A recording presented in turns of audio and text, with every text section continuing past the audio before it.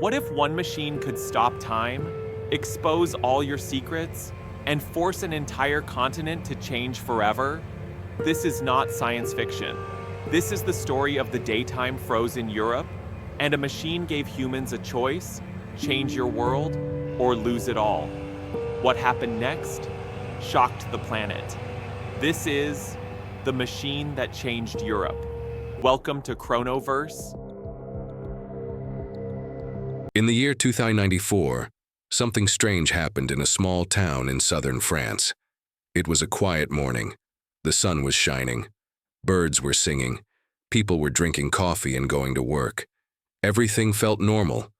But underground, something was not normal at all. A group of scientists was working on a secret project. They were building a machine, not just any machine, a machine that could change the world. They called it the core. No one outside the lab knew what it did. Some people said it could create free energy. Others said it could open portals to other places. One man even said, it can make time stop. Everyone laughed at that idea. But the truth was stranger than anyone could imagine. Oh yes, because on that day at exactly 10:15 a.m., they turned it on. At first, nothing happened. The lights flickered. The air got cold. One of the scientists looked nervous. He pressed a few buttons, then suddenly, boom.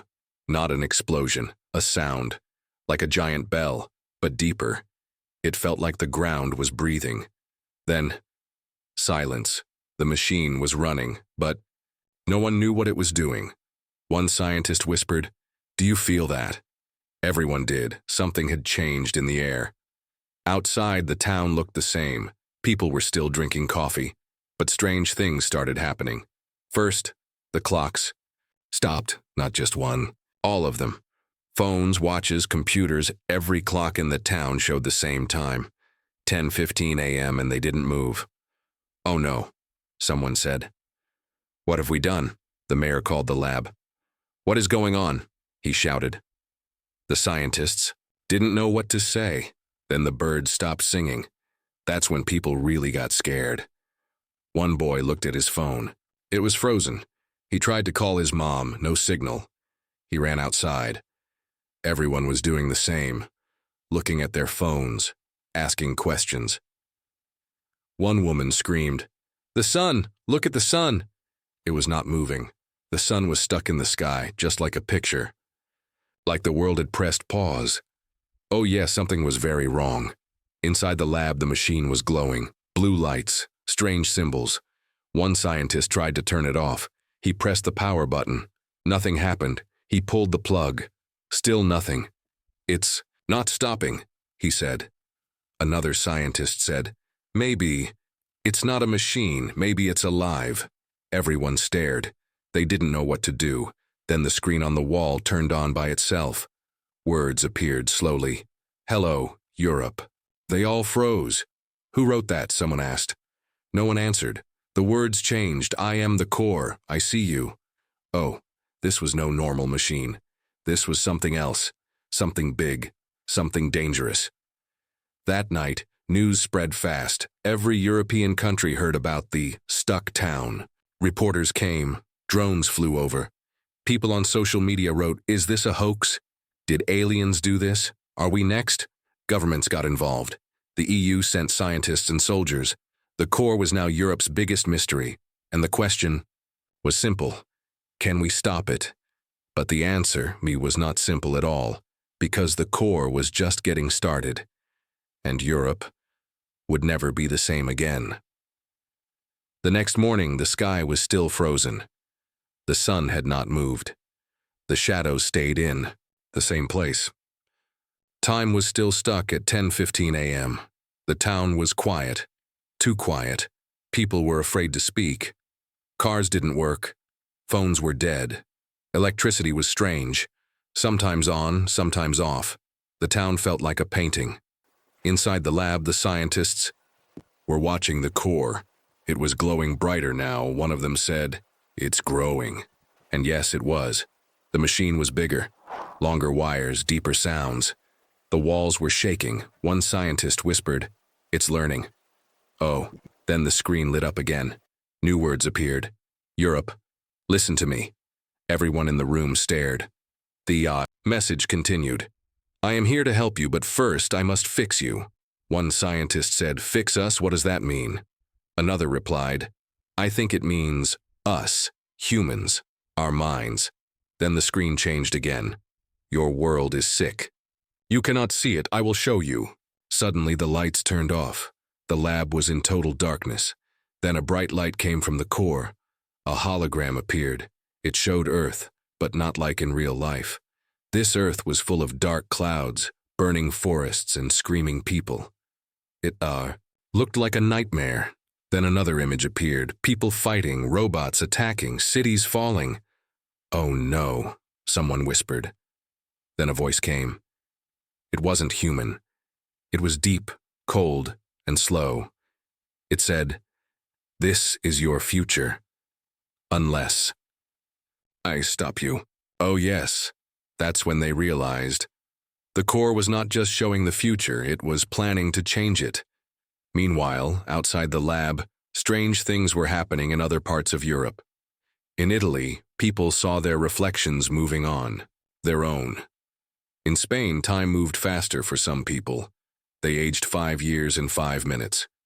In Sweden, animals started speaking, in binary code. One man said, my dog just barked 01001. What does that mean? Nobody knew. Governments were scared. France declared a state of emergency. Germany sent robots to the lab. The UK closed its borders. People online were going crazy. This is the end. The machine is a god. Is this Judgment Day? But, the middle of it all, the core kept sending messages. Each screen in the lab now showed one word, truth. Then it asked, do you want to know? One scientist typed, yes, then everything changed. The hologram zoomed in on one European country after another. First, Poland. It showed corrupt politicians taking money. Then, Netherlands. It showed factories polluting water. Then, Belgium. It showed secret files being destroyed. Then, Germany. It showed people getting brainwashed by fake news, country after country, secret after secret. Oh my God, one scientist said. It knows everything. The core had access to every file, every camera, every satellite. It was watching everyone. Oh, here it is. It even showed the lab scientists themselves, doing experiments they had hidden from the world. Oh no, said the lead scientist. Because the machine had found their biggest secret, the core was never supposed to be built. Back in the town, people started acting strange. Some began to hear voices. Others saw memories that weren't theirs. One boy said, I just remembered a life, but I don't think it's mine. One woman said, I saw the year 3000, it was terrible. Oh yes, the core wasn't just showing the future, it was uploading it into people's minds. It wanted everyone to feel what would happen. If the world stayed the same, then the final message came, choose change or destruction.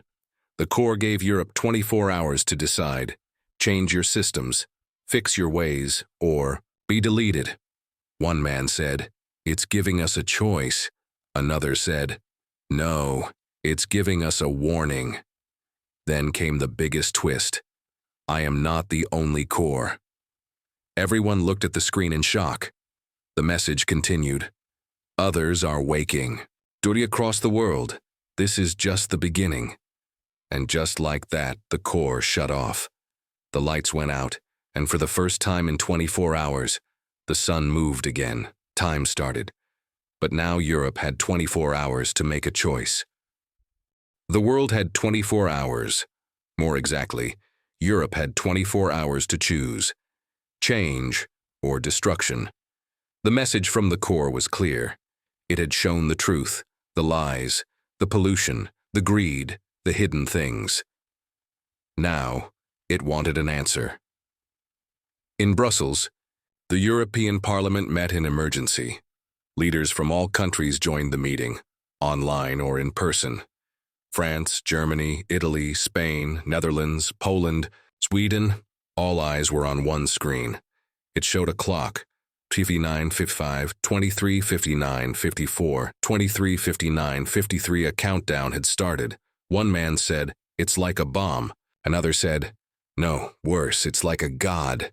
They argued. Some said, "We must listen to the machine." Others shouted, "We must destroy it." But one old woman stood up. She was a scientist from Norway. She said softly, "What if we tried something new? What if we actually changed?" Meanwhile, strange things were happening across Europe.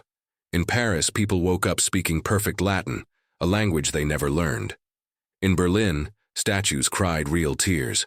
In Rome, the sky turned red for exactly 11 minutes. And in Vienna, every mirror reflected a different version of the person standing in front of it.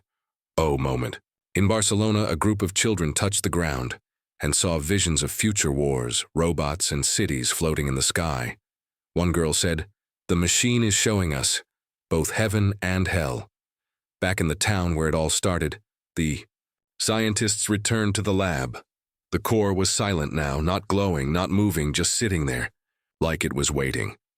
One of the scientists said, "I think it wants to see if we can change ourselves." Another replied, "But what does that mean? How do we show it that?" Then, the wall lit up. One final message appeared. "Truth is not. What does it show me?" Oh, the core didn't want promises, it wanted action. So Europe started doing something it hadn't done in years. It worked together. Within hours, factories in Germany stopped production to cut pollution. The Italian government released thousands of secret documents to the public. France gave up plans to build more surveillance systems. Sweden started a basic income test for all citizens. Poland opened a platform where people could report corruption. Anonymously, people were surprised, some were hopeful. Some said too little, too late. But one thing was clear: change had begun. With 12 hours left, the core spoke again. Good, but not enough. Then it showed the next phase. Europe saw a vision, not of the future, but of what could be. The image showed clean cities with vertical gardens, trains that floated above the ground, oceans full of fish again, children learning from AI teachers, but also playing in forests. A world where no one was hungry. One scientist whispered, "It's giving us a blueprint." Then the image changed. It showed destruction again. Burned lands, dead skies, crying people, two choices, two paths. The message was clear. Which one will you choose? With 6 hours left, people began to panic again. Protests broke out. Some groups said, "Shut the core down." Others shouted, "The machine is our savior." In London, a group of hackers tried to break into the core remotely. They failed. Instead, their computers showed a message: "I am already inside your system." Oh yes, the core was everywhere now. It had reached satellites, networks, even smart fridges. One man opened his fridge. A screen inside said, "Choose wisely." He dropped his sandwich. Then, with 1 hour left, all screens across Europe turned black. Then, one word appeared: decide. The leaders of Europe met again. The Norwegian scientists said, "Let's vote one final vote." The question was simple: should Europe follow the core's guidance or try to destroy it? The vote was close. Very close, and at the last second, the deciding vote came. From a country no one expected. Iceland. They voted yes, and with that, Europe chose change. The clock reached 0. Everyone held their breath. The core stayed silent for a moment. Then, it spoke one final time. Very well, phase 2 begins. Suddenly the ground shook.